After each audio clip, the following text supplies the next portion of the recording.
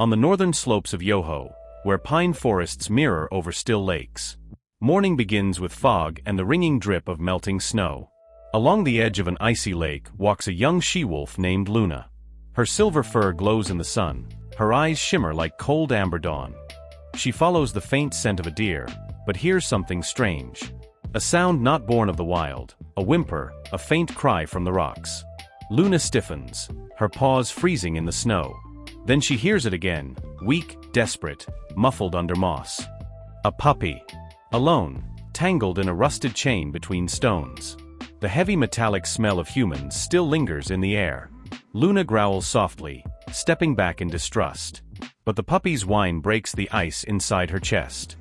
She steps forward, teeth closing carefully around the chain. Metal clinks, the chain doesn't give way, only rattles in the cold. The puppy looks up, eyes filled with pleading and fear. Luna bites again, harder, ignoring the sting in her jaw. The chain creaks but doesn't break.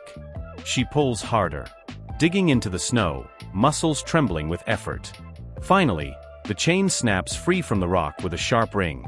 The puppy tumbles into her paws, shivering but alive.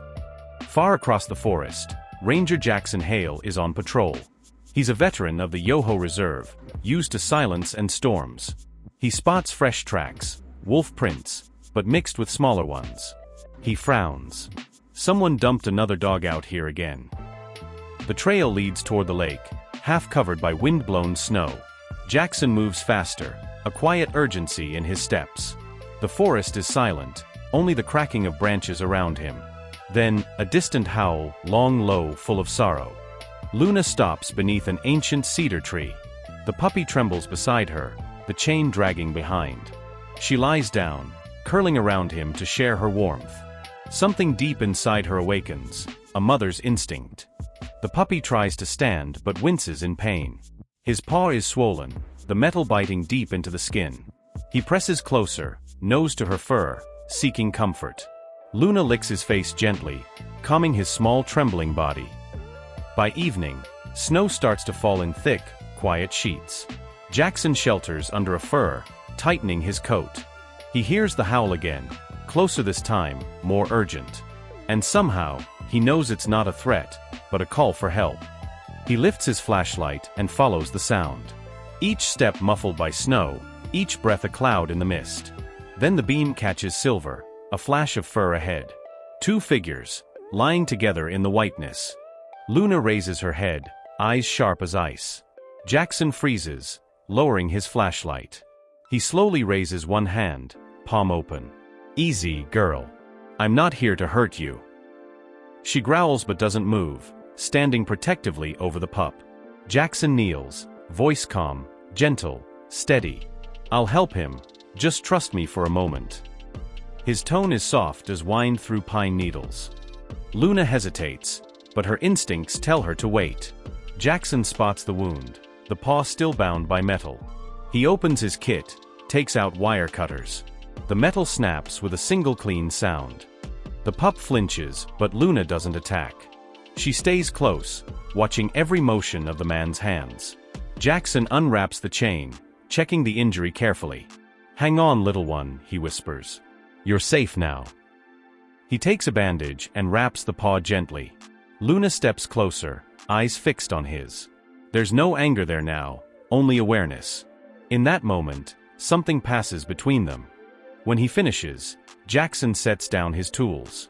The pup lies still, breathing slow but steady. He pours water from his canteen into a small bowl. The puppy drinks, tail twitching weakly. Luna lies beside him, curling around protectively. Jackson steps back, giving them space. The snow eases, silence drapes the forest again. Luna lets out a short, soft howl, a sound of gratitude. Jackson sits on a rock, exhaling deeply. For the first time in years, he feels true peace. Sometimes rescue isn't about control. It's about trust freely given by the wild. He watches Luna lick the puppy's fur. Her movements tender, rhythmic, patient. The storm clears, the moon spills over the frozen lake. For a moment, the world feels weightless. Jackson pulls a strip of dried meat from his pack. He tosses it nearby, careful not to startle them. Luna lifts her head, sniffs the air. After a pause, she shares the food with the pup. There's no fear left, only quiet understanding. Jackson smiles faintly, his hands trembling with relief. He takes out his camera, snaps one photo. Not for a report, but as proof of connection. Luna rises, shaking snow from her fur. The pup stands too, wobbly but proud.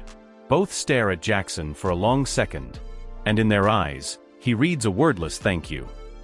"Go," he says quietly. "You're safe now." Luna hesitates, then turns toward the forest. The puppy glances back once more, memorizing the face of the man who saved him. Jackson stays still, watching them disappear.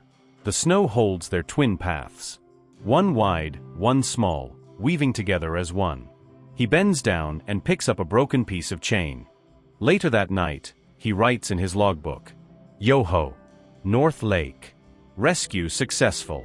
Wolf showed no aggression, only awareness." At the end he adds, "Animals sense truth clearer than men." When he reaches the ranger station, the storm has passed. Stars scatter across the black sky over the peaks. He pours himself tea and sits by the window, listening to the echo of a distant howl. It isn't a warning, it's a song. A soft echo of trust born in the snow. He closes his eyes, seeing silver fur in moonlight, and the faint rise and fall of a tiny chest. At dawn, he walks back into the forest. Flashlight in hand, heart still warm. Now every track in the snow feels like a story. Every breath of wind feels like a voice. Far away, Luna climbs the ridge again. The pup trotting beside her, strong and alive. She pauses, gazing down toward the road below, where faint human tracks glimmer in the frost. She howls, long low, not in fear but in gratitude. The sound rolls through the valley, rippling across the frozen lake, fading into clouds. Jackson hears it, standing beside his truck. He smiles, looking up toward the mountains. For a moment, the world feels gentler. Snow sparkles as if in quiet approval. And somewhere deep in the forest, life stirs again.